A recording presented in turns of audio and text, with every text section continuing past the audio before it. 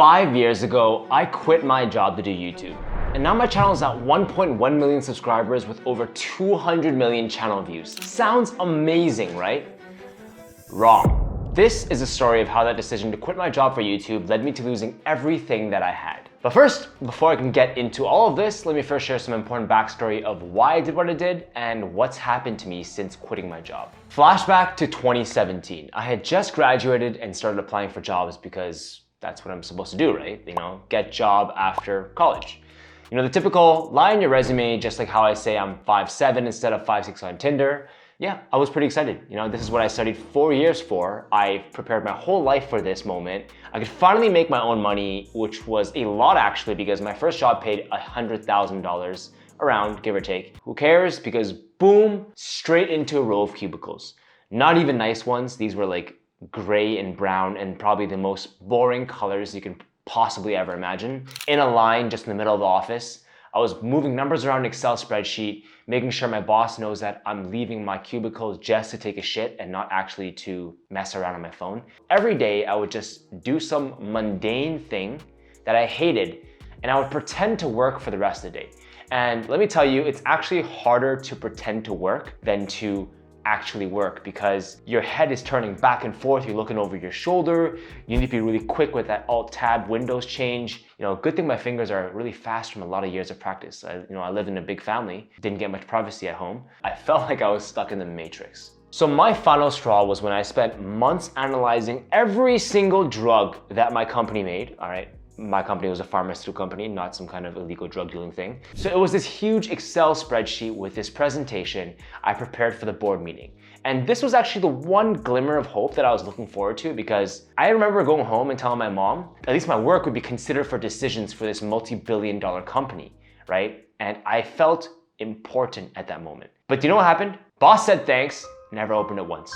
And I know because there was a stack of other papers on top of my report and a muffin wrapper on top. And when I went back weeks later, it was still there. I know she never even looked at it once. So I didn't know it then, but that was the beginning of the end for me. So around this time, I got pushed a lot of content online talking about how quitting your job was the key to freedom, right? They made it seem like I could just quit my job today and by tomorrow I'd be a millionaire.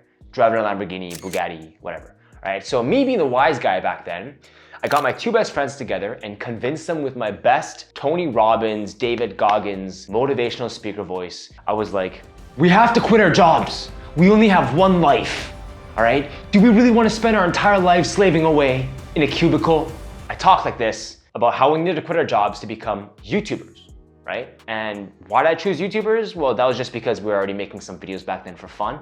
And we had like 10K subs and we made like $500 a month at that time. I guess I had a really good talent, a really good motivational speaking voice because I had somehow convinced my two best friends that we should quit our jobs. So we all pinky promised that day and we all agreed that we'd quit our jobs on the exact same day. All right, so this date was April 12th, 2019. All right, so I'm in the bathroom right now and I have a meeting with my boss in 5 minutes and I'm gonna tell her that I'm gonna quit to do YouTube. And the whole time I was absolutely shitting my pants nervous because I knew that this choice could potentially be a very wrong decision, but I just wanted to go forward with it anyway. I thought my boss would be angry at me since I had just joined that company 6 months ago, but I was actually very surprised to find her very sad. There's a lot of sadness in her eyes. And she told me that it was because she had always thought of quitting her job, but she could never bring herself to do it. So hearing her say that, I was convinced 100% that I was doing the right thing at that time. And it made me very confident in my choice. But that's because I wasn't prepared for what was to come next. So after I quit my job, at first I was super excited because I realized that up to that point, I had never actually made any decision in my own life, and I felt like this was the first time I was making a decision. But at the same time, I had to figure out how to tell my Asian tiger mom about the news. And she is the most tiger mommy of tiger moms. Very traditional and extremely aggressive. So given that situation, what do you think is the best way to break the news to her? Definitely not put her in front of the camera, tell her we're quitting her job and get her live reaction to it, right?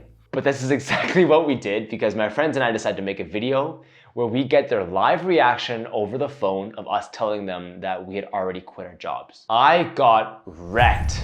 I got demolished. She was literally one step away from disowning me. And if you guys don't believe me, here is a clip from that actual video we made.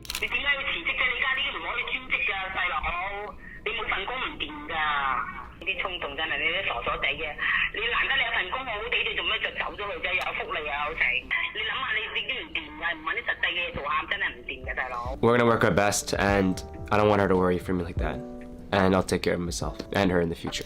And this was the first moment I realized that this decision had made me lose something very precious to me. Yes, I lost my source of income. I lost my so-called career at the time, but now I was losing my family. No one from my family supported my decision. And it really hit me at that time. It felt really bad. This was literally just the beginning of everything that I would lose on this journey. But the thing is, I was not prepared for the amount of work that comes with being a YouTuber. Before I made this choice, I thought it would be like the good old days, you know, we're just chilling, making videos as 3 friends, whenever we wanted to work.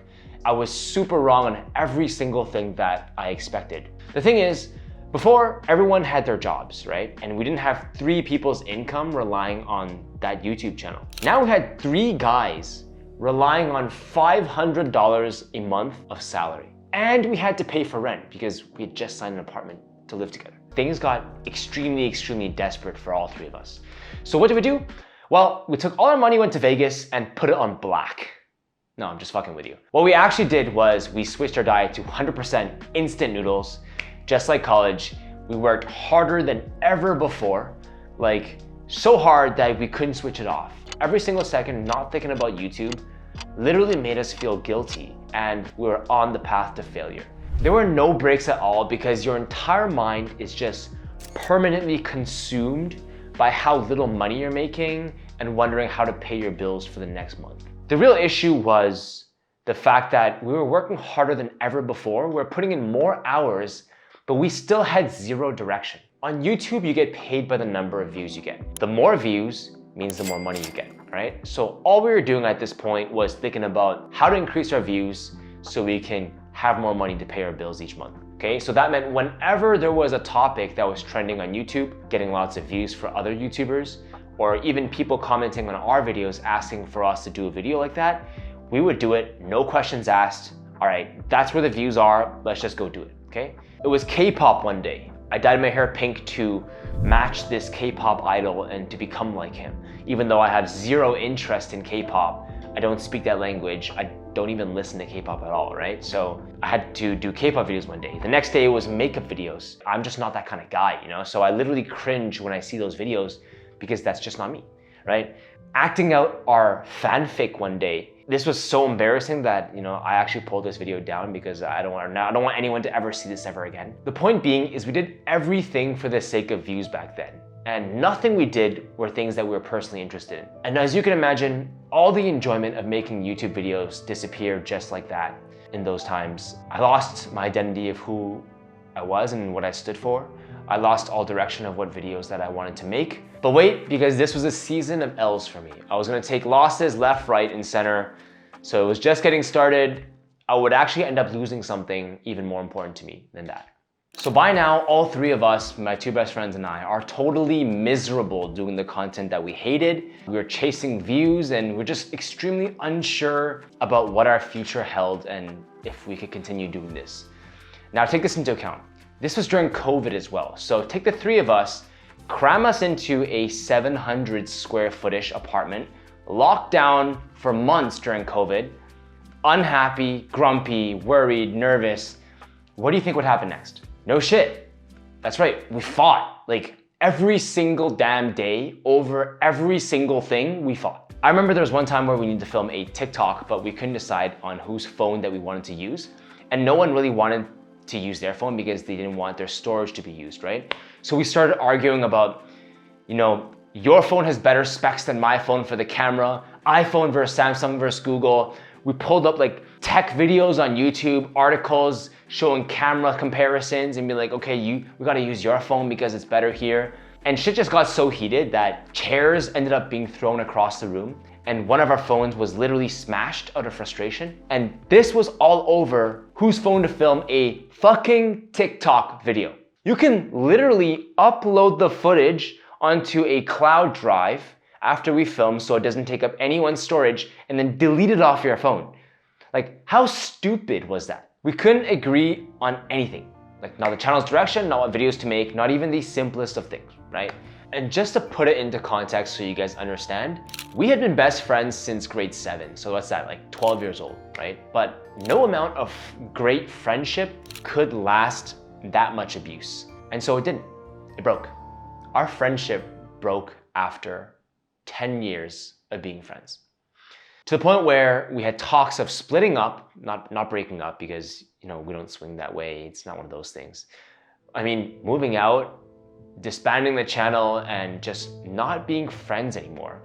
In the span of a single year, I had lost literally every single thing that was important to me. I lost my savings, I lost my career, I lost my family's support, I had lost my passion for YouTube, and I had just lost my 2 best friends of 10 years. And the only thing that made me happy was my right hand. But jokes aside, I lost everything because I had made that decision to quit my job to do YouTube full time. But here's the weird thing. For some reason, despite losing basically everything that was important to me at the time, there was never a part of me that regretted my choice to quit that job and go full time on YouTube. And that sounds crazy, right? I look back at my decision to do that and I was like, if I didn't do it, I know that I would have been miserable my whole life. And I think it was because deep down inside, I knew I still made the right choice, because I would have never been happy in that job anyway. And had I stayed there without taking action, without taking any risk to better my life, who knows how many years I would have been stuck in that cubicle, wasting my life away, right? Being miserable and then regretting it on my deathbed. And that to me was unacceptable. So I didn't feel regret for making that choice. And despite what a shitty position that me and my friends were in, I think this feeling was still the one thing that all of us shared, and we all still felt this way. So we did this one thing, okay? I remember it like it was yesterday because it was just so important. After an entire week of not really talking, weeks of not posting on YouTube, we got together, still angry at each other from all of our fights. We looked at each other and just agreed that we would try one last time to fix this. And when I say fix this, I mean our friendships and our career. But it all starts with fixing our YouTube channel first, because once that was good, there would be less stress, we'd fight less, and we'd have more time to focus on being friends again. But what was that plan to fix our YouTube channel? Well, we reached out to a really successful YouTuber that we all looked up to and asked him to be our YouTube mentor and coach. And we had to really try hard to convince him because he wasn't really taking clients at the time. But I think he saw how desperate we were, given that this was the last chance that we had to fix this, to make this YouTube journey work out. Otherwise, we'd have to pull out our resumes again, get jobs, and just live life forever miserable, right? And I think that we were able to convince him, well, at least maybe with $8,000 as well, because that's how much we paid to get him on board, right? And it was half of our bank account at the time. But looking back, to be honest, I think that it would have been worth our entire bank account as well. We would have cleaned out our entire bank account just to get him on board. So we dropped big on him and got him to be our mentor. So he was kind of like our guiding star, like our father figure in all of this YouTube stuff, right? And with this coaching and guidance, we were able to rediscover our love for YouTube and finally, after months and months of stalling, grow our channel again. And a few months later, we hit our first 10 million view video. That video alone made us $30,000. So we had made his entire $8,000 fee back and an extra $22K on top. So yeah, it was a good investment to say the least, and saved our entire career, right? So just like that, all the stress was gone. Thanks to our mentor, we had proven to ourselves that we could really succeed on YouTube, and now we can make enough money to confidently support ourselves on this journey. Now, with the stress off our backs, naturally, we argued less. We improved our friendship by doing more activities outside of work, like playing basketball and going to events together. And even my family started approving of my career choice more because they could see that I was finally making more money than my previous job and that I could support myself. I wasn't just a brokey anymore, right? Literally every part of my life started getting better. and I've never looked back since. So yes, while I did lose every single thing I had along the way, everything that I have now, a career that I love, financial stability, a family that's proud of me, a tight friend circle, a girlfriend that looks up to me, time and freedom to do whatever I want, live however I want, even my self-confidence. All that was also because I made that decision to quit my job to become a YouTuber, right? So although it took everything from me, it gave me the life that I've always wanted.